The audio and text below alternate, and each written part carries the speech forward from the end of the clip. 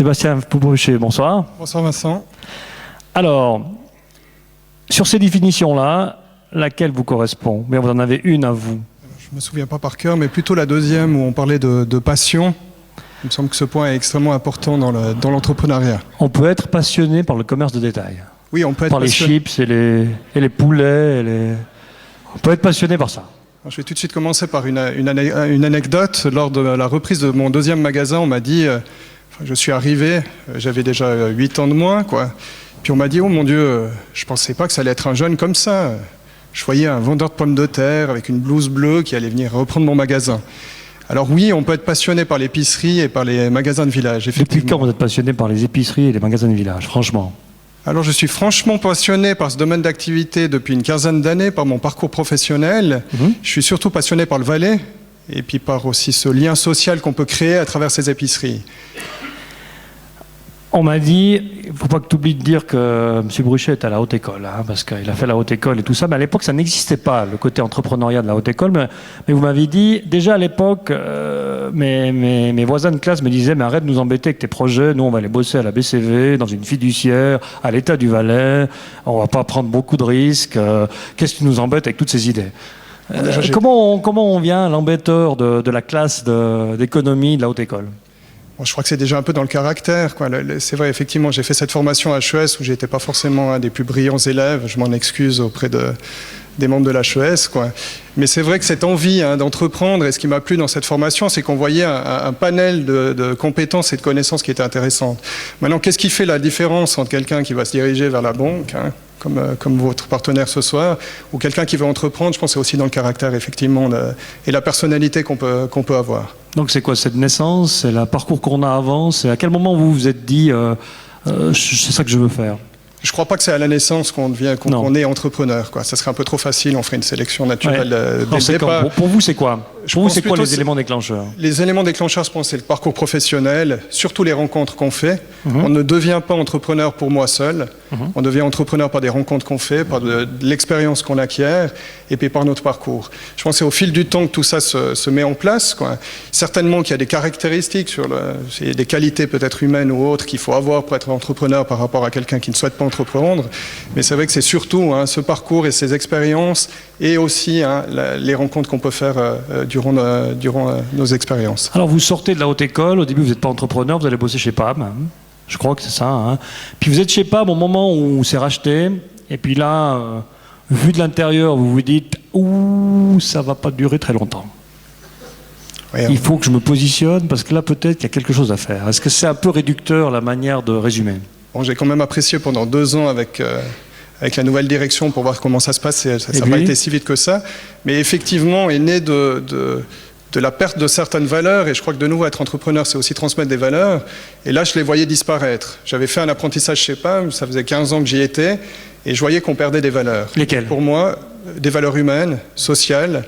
De ne pas oublier que c'est des points de rencontre, de ne pas oublier qu'il y a du personnel qui y travaille, qu'il n'y a pas de certitude, des remises en question constantes, et qu'il n'y a pas un modèle prédéfini qui fait qu'on réussit ou qu'on ne réussit pas, et puis aussi qu'on doit motiver ce personnel-là. Et ça, on était complètement en train de le perdre, et c'est vrai que j'en ai vu un marché de niche suite à cette expérience.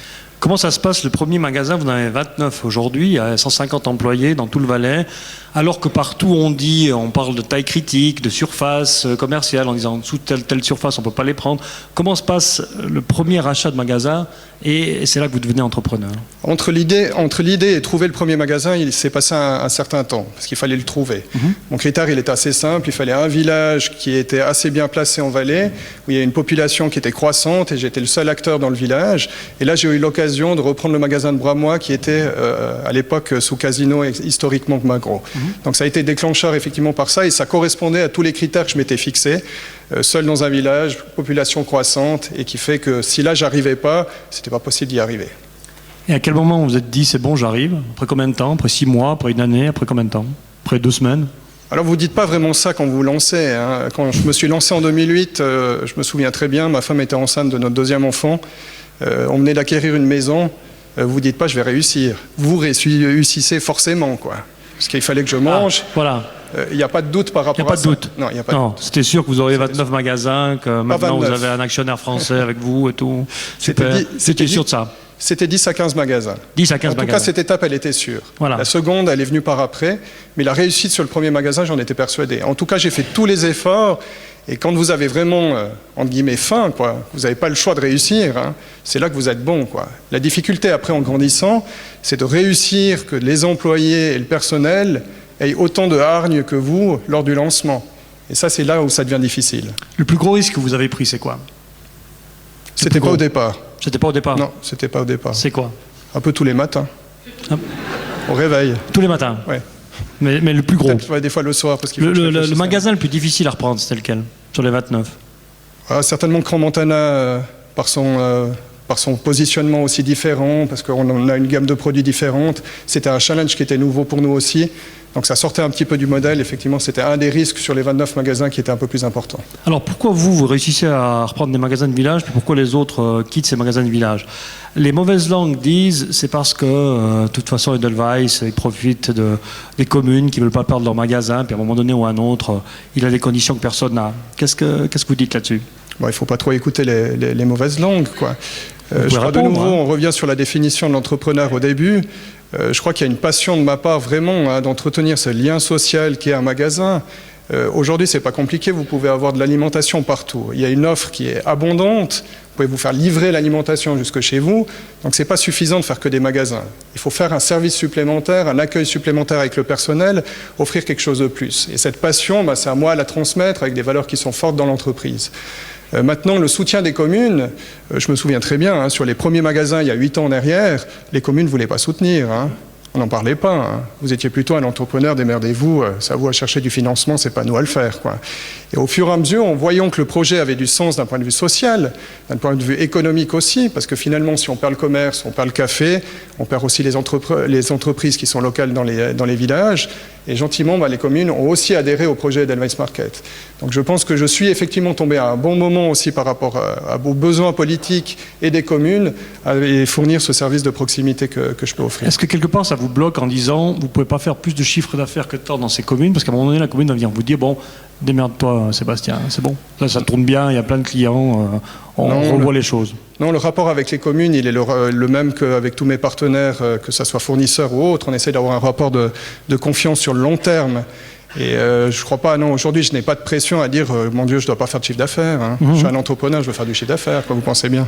Est-ce que vous avez dit souvent non à des reprises de magasins? Oui, j'ai souvent dit non. Oui. Oui. Non. Dans quelles oui. Oui. Dans quelles conditions vous dites non? Ou on ne va pas voir un Edelweiss Market? Alors on ne verra pas un Edelweiss Market où le modèle Edelweiss Market ne peut pas être déployé, et surtout où moi je n'arrive pas à appliquer mon business model avec les coûts de structure que je dois avoir. Pour moi, mon modèle, il fonctionne parce qu'on est sur des marges qui sont assez faibles dans l'alimentation. Il faut avoir des coûts de structure qui sont faibles. Se payer un magasin pour se le payer parce que c'est un bel endroit, etc., non, ça ne m'intéresse pas. Il faut que ça corresponde au business model. Après, il faut aussi que je puisse, à l'endroit où je développe mes affaires, avoir la capacité de défendre mes valeurs et ce que je fais. Quand on est entrepreneur, est-ce qu'à un moment donné, on se dit stop? Là, je ne peux pas aller plus haut. Si je vais plus haut, c'est trop dangereux et je vais me casser la figure. À un moment donné, vous avez 29 magasins.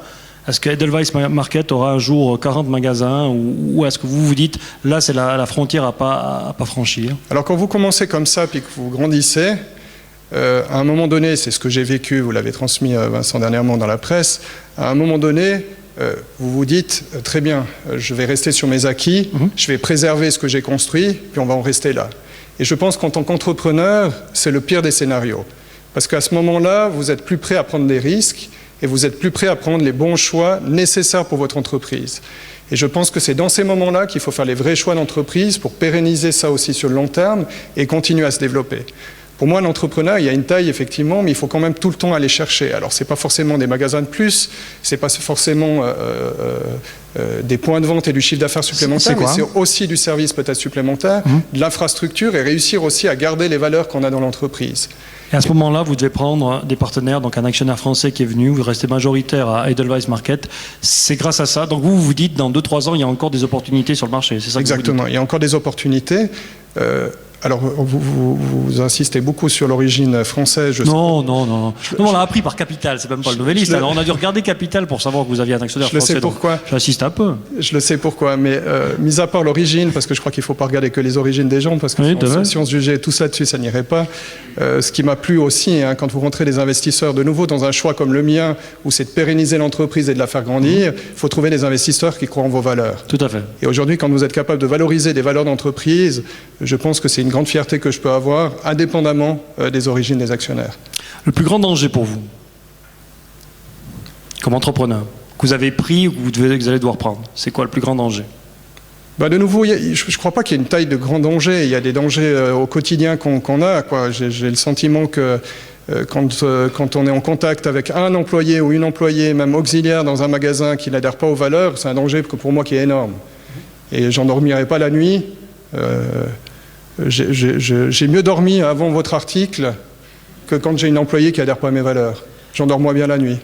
Tant mieux pour vous. Juste encore 2 questions avant d'entendre Géraldine Fasnacht, après on débattra. Un mauvais entrepreneur, ça existe? Oui, ça existe. Je pense qu'il y a des entrepreneurs qui échouent.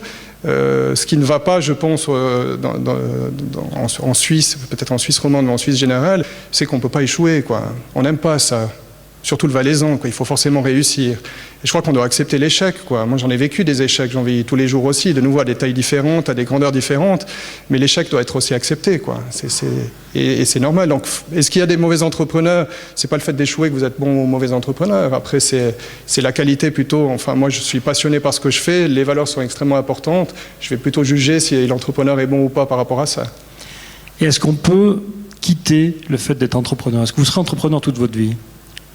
Vous dites je vais vendre tout ça à une grande chaîne et puis je vais profiter de tout ça. En tout cas, je ne serai plus jamais employé, ça j'en suis quasi certain, quoi, parce que j'ai un besoin d'entreprendre qui est constante.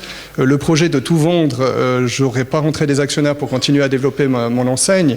Maintenant, qui peut se projeter à 10-20 ans, qu'est-ce qui va se passer? C'est plus compliqué. Mais l'esprit d'entrepreneur, en tout cas que j'ai, je vais le garder je pense, jusqu'au bout, malheureusement. Un entrepreneur gagne bien sa vie? Un entrepreneur gagne très mal sa vie au départ, et puis il peut gagner bien sa vie par la suite, oui. Aujourd'hui, vous gagnez bien votre vie? Aujourd'hui, je suis content de ma situation, oui. Vous partez en vacances? Je pars en vacances. Je suis toujours parti en vacances. J'ai toujours essayé de maintenir une vie privée pour avoir cet équilibre, quoi. Et je crois que ça, c'était important pour moi. Vous bossez la nuit? Je dors mal, donc forcément que je travaille un peu. Travaillez un peu la nuit. On peut applaudir Sébastien Bruchet. Merci.